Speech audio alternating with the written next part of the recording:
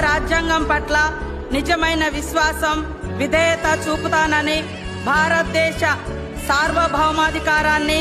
సమగ్రతను కాపాడుతానని, తెలంగాణ రాష్ట్ర మంత్రిగా నా కర్తవ్యాలను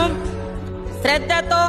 అంతఃకరణ సిద్ధితో నిర్వహిస్తానని, భయం గాని, పక్షపాతం గాని, రాగద్వేషాలు గాని లేకుండా రాజ్యాంగాన్ని